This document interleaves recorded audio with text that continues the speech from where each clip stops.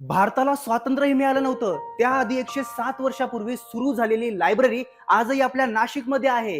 हो, आज तिला 187 वर्ष पूर्ण झाली आहेत आणि ती लायब्ररी म्हणजे सावाना, सार्वजनिक वाचनालय नाशिक. आणि या वाचनालयामध्ये डॉक्टर बाबासाहेब आंबेडकरांपासून स्वातंत्र्यवीर सावरकर, धोंडो केशव कर्वे हे सर्व मान्यवर या ठिकाणी प्रत्यक्ष स्वतः येऊन गेले आहेत. आणि त्या लायब्ररीमध्ये 2 लाखाहून जास्त पुस्तकं आजही आहेत. आपण जगतोय की फक्त धावतोय?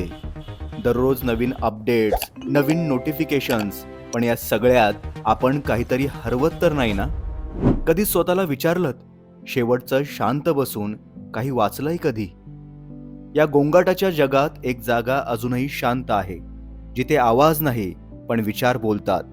ही जागा आहे सार्वजनिक वाचनालय नाशिक, म्हणजेच नाशिकचं सावाणा. इंग्रजांच्या काळात सुरू झालेली म्हणजे 1840 साली सुरू झालेली हे सांस्कृतिक विद्यापीठ हे ज्ञानाचं संकुल 1840 साली नेटिव्ह लायब्ररी म्हणून सुरू झालं आणि कालांतराने ते सार्वजनिक वाचनालय नाशिक या नावाने जगभरात प्रसिद्ध झालं. वेगवेगळ्या पोथ्या, पुराणं, हस्तलिखितं आणि जवळपास 2 लाख ग्रंथसंपदा असलेल्या या वाचनालयाची सुरुवात ही कवी कुसुमाग्रज, स्वातंत्र्यवीर विनायक दामोदर सावरकर, डॉक्टर बाबासाहेब आंबेडकर यांचे पाय या ज्ञान मंदिराला लागलेले आहेत. प्रत्येक शहराला एक ओळख असते आणि नाशिकच्या ओळखीचा एक भाग म्हणजे हे वाचनालय. वर्षानुवर्ष, पिढ्यानपिढ्या ज्ञानाचा दिवा पेटता ठेवणारी ही जागा.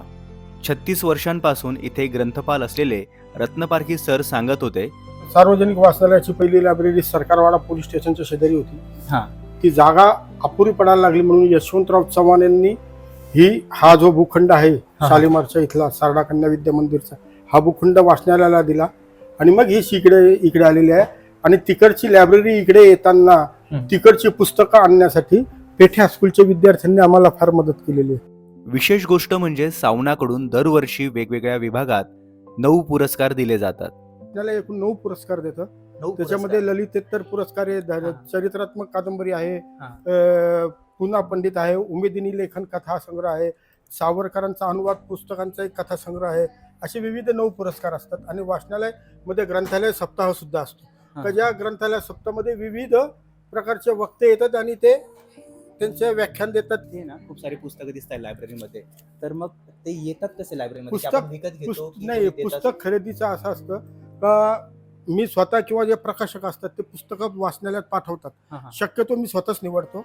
मग आमची एक 11 जणांची ग्रंथ समिती आहे. मग त्या 11 जणांची ग्रंथ समिती जी पुस्तकं बघते, मग त्यांच्या मार्गदर्शनाखाली जी घ्यायची ती नाही घ्यायची ते ठरवलं जातं. मग आमचे ग्रंथ सचिव आहेत देवदत्त जोशी, मग त्यांना एकदा पुस्तक दाखवली जातात आणि मग त्यांच्याशी चर्चा होते, बा सर हे घ्यायला पाहिजे, हे नको घ्यायला.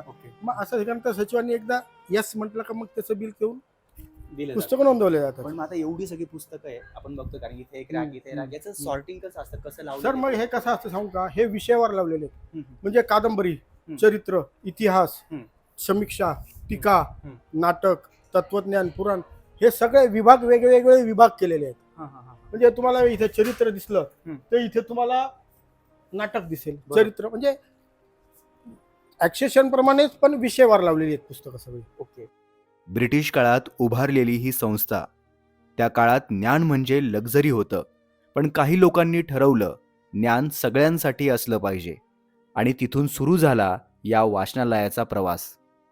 या वाचनालयाचं आणि नाशिककरांचं भाग्य आमचं असं आहे की या वाचनालयाला जयप्रकाश नारायण असतील, PV नरसिंहराव असतील, किंवा वाचनालयाला 150 वर्ष पूर्ण झाली म्हणून भारताचे माजी पंतप्रधान स्वर्गीय अटल बिहारी वाजपेयी यांनी या वाचनालयाला भेट दिली. याचं महत्त्व असं की या वाचनालयात ते येणार, त्यामुळे गर्दी जास्त होईल म्हणून शेजारी म्हणजे यशवंत व्यायाम शाळेचं ग्राउंड त्यावेळेला वाचनालयाला घ्यावं लागलं आणि अलोट अशी गर्दी त्यांना ऐकायला इथे जमली होती. याच्यातलं महत्त्व असं की स्वर्गीय अटलजींनी त्यावेळेला राजकारणातला रससुद्धा त्यांच्या भाषणात येऊ दिला नाही आणि फक्त वाचन संस्कृती आणि सार्वजनिक वाचनालयावरती त्यांनी त्यांचं भाषण केलं. इथे ठेवलेले प्रत्येक पुस्तक फक्त अक्षरांचा संग्रह नाही, तर त्या काळाचा साक्षीदार आहे. आणि अशा जुन्या अतिदुर्मिळ 45,000 पुस्तकांनी भरलेला संदर्भ विभाग सावणाची एक वेगळी ओळख आहे. हा संदर्भ विभाग आहे. इथे हे संस्कृत आहेत. मग तुम्ही ते तिकडे बघितले ते दुर्मिळ पुस्तकं 1840च्या स्थापनेनंतरची जी पुस्तकं आहेत, पण हे कोश वाङ्मय जे आहेत हे सगळे स्पेशल आहेत आमच्याकडे. विश्वकोश, ज्ञानकोश, समाज विज्ञान कोश, संदर्भ विभागातली ही दुर्मिळ पुस्तकं. हे 1840ची आमची स्थापना आहे. त्यानंतर जी पुस्तकं आहेत बऱ्यापैकीची ती 1840च्या आसपासची आणि 1900 पर्यंतची ही साधारण पुस्तकं इथे आहेत. 1800 ते 1900च्या दरम्यान जी जुनी पुस्तकं आहेत त्याच्यामध्ये बरेचसे हे त्यावेळेला काही ठोकळे वगैरे जुळवून वगैरे जी प्रोसेस असायची त्या पद्धतीने केलेली पुस्तकांची टायपिंग वगैरे आहे. हे तसं ह्या बाजूला जे आहेत हे समग्र लेखक, हे खास करून संदर्भ विभागाचं वैशिष्ट्य की इथे सगळे समग्र लेखक अत्रे असतील, एलकुंचवार असतील, वपू काळे असतील, हे सगळे आंबेडकर समग्र आहे, सावरकर समग्र आहे, गांधी समग्र आहे, नेहरू समग्र आहेत, लोकमान्य टिळक समग्र आहेत. अशी समग्र म्हणजे एका व्यक्तीने स्वतः लिहिलेली आणि त्यांच्यावर लिहिलेली. कितीतरी हातांनी ही पानं उलटली, कितीतरी डोळ्यांनी इथे स्वप्न पाहिली.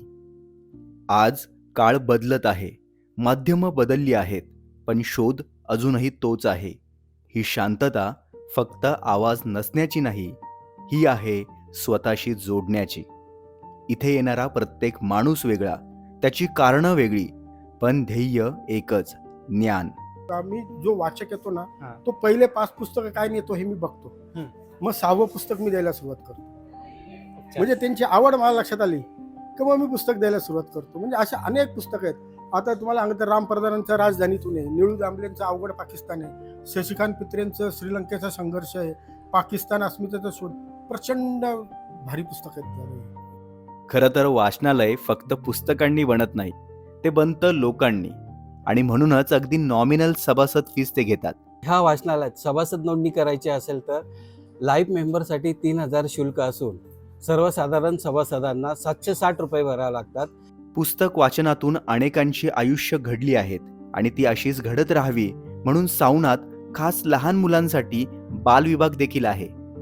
लहान मुलांसाठी 5वी ते 10वी पर्यंतच्या विद्यार्थ्यांसाठी आपल्याकडे बालविभाग आहे. बालविभागात जवळपास 20,000च्या आसपास पुस्तकं आहेत. बालविभागाची सभासद 500च्या आसपास आहेत. आज आपल्या हातात जग आलं आहे, पण प्रश्न आहे, आपण त्यात हरवत तर नाही ना? पुस्तकं बदलली, विषय बदलले, पण वाचकांची जिज्ञासा अजून तशीच आहे. एका स्वाईपमध्ये माहिती मिळते, पण एका पुस्तकात समज मिळते. तुम्ही काय निवडणार? क्षणिक माहिती की कायमचं ज्ञान? काळ बदलतो, तंत्रज्ञान बदलतं, पण काही गोष्टी कायम राहतात. ज्ञान, वाचन आणि त्या शोधाची भूक. आणि म्हणूनच सार्वजनिक वाचनालय नाशिक आजही उभा आहे, शांत पण प्रभावी. कदाचित तुमची पुढची कथा इथूनच सुरू होईल.